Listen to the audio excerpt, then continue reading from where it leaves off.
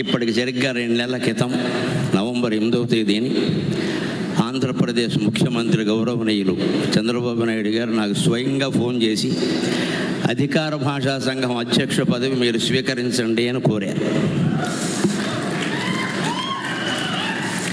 ఇప్పటికి సరిగ్గా 2 నెలలు నేను చిత్తూరులో యోగ వాసిష్టం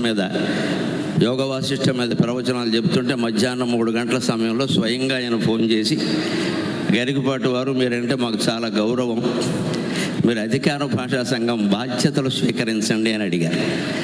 సరే, అంత పెద్ద ఆయన కోరాక వెంటనే కాదని చెప్పలేము. అవునడానికి చాలా వెనకాల సాధక బాధకాలు చాలా ఉన్నాయి. అవునంటే ఇబ్బంది ఏమిటో పెద్దలందరికీ చాలా తెలుసు, కాదంటే ఇబ్బందులు ఏమిటో నాకు తెలుసు.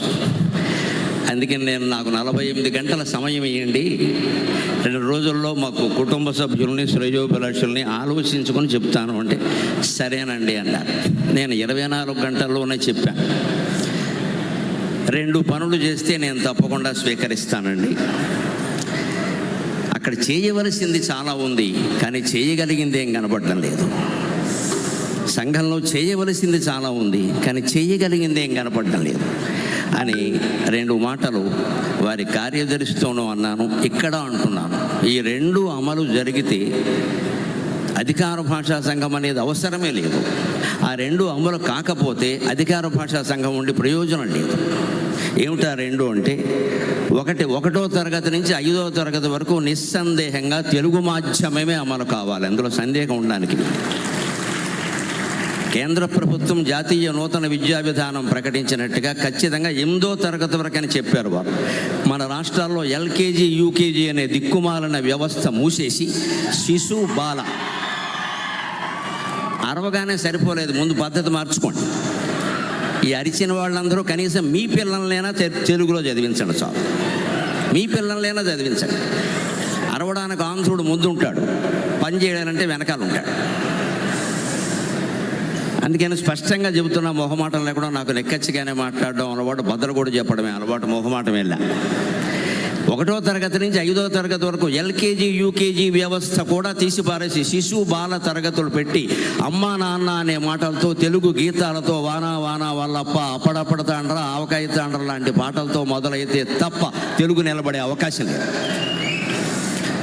2వది 1వ తరగతి నుంచి డిగ్రీ వరకు తెలుగుని ప్రథమ భాషగా చేయాలి. దానికి ఏం చేయాలో అది చేయాలి, ఏమి మార్చాలో అవి మార్చాలి. రాజ్యాంగాన్ని 125 సార్లు మార్చిన వాళ్ళకి ఈ పాటి మార్చడం పెద్ద విషయం కాదు. మార్చి ఏప్రిల్ నెలలో తలుచుకుంటే తేలిగ్గా మార్చేయగలం, పెద్ద విషయం కాదు. తప్పనిసరిగా మార్చాలి. తెలుగు ప్రథమ భాష అయితేనే వాడు చదువుతాడు. నువ్వు ద్వితీయ భాష అన్నాక అవకాశం ఇచ్చాక ఏదైనా చదువుతాడు, ఏదైనా చేస్తాడు.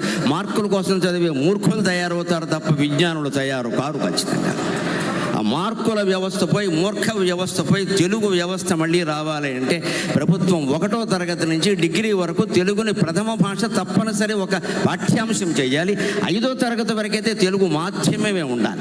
ఈ 2 చేయగలిగితే ఎవ్వరూ అధికార భాషా సంఘం పెద్ద అధ్యక్షులై పదవులై ఇతర రాష్ట్రాల్లో పర్యటన చేయడం, వారికి అభిమానం ఎక్కువ మనకి తక్కువ అని మాట్లాడడం, ఓ ₹1 కోటి ఖర్చు రాయడం తప్పితే కలిసి వచ్చేది ఏమీ లేదు ఇక్కడ. అది ఇక్కడ హాజరైనటువంటి యువతరం మీద, మహిళల మీద ఆధారపడి ఉంది. అందుకని మీకు నమస్కారం పెట్టి కోరుతున్నా, భాష కోసం ఉద్యమం చేసే రోజు రావాలి. ఖచ్చితంగా భాష కోసం ఉద్యమం చేయాలి. మాకు భాష ముఖ్యం.